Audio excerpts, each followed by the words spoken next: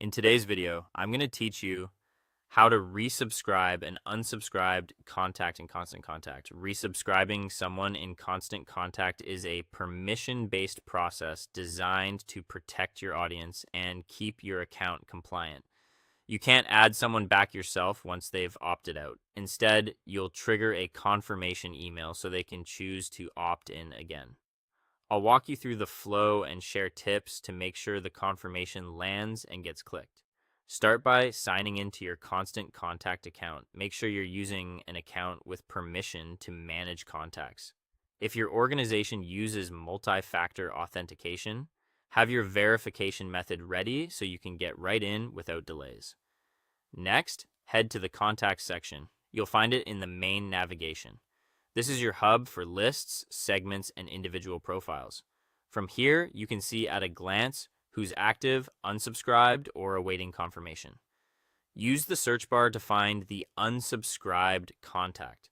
You can type the full email address or part of their name, and you can also filter by status to view only unsubscribed records. Double check spelling and look out for duplicate entries or alternate addresses the contact might use, especially if you're not finding what you expect. Open the contact's profile by clicking their name or email. This page shows their current status, subscription history, and any list memberships.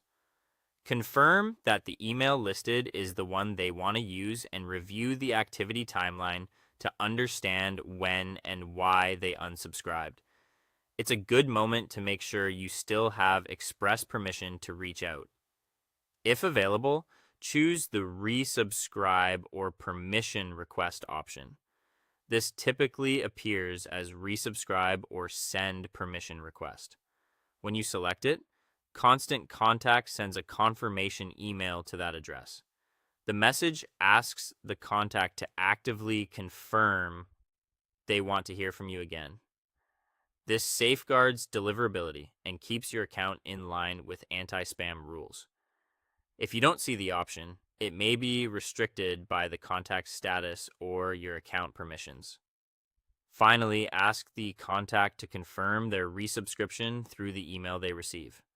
Let them know to check their inbox, spam, and promotions folders, and to click the confirmation link as soon as they find it, since these links are time sensitive. Encourage them to add your sending address to their contacts to improve future deliverability. Once they click confirm, their status updates to active, and you'll be able to include them in future campaigns without issue.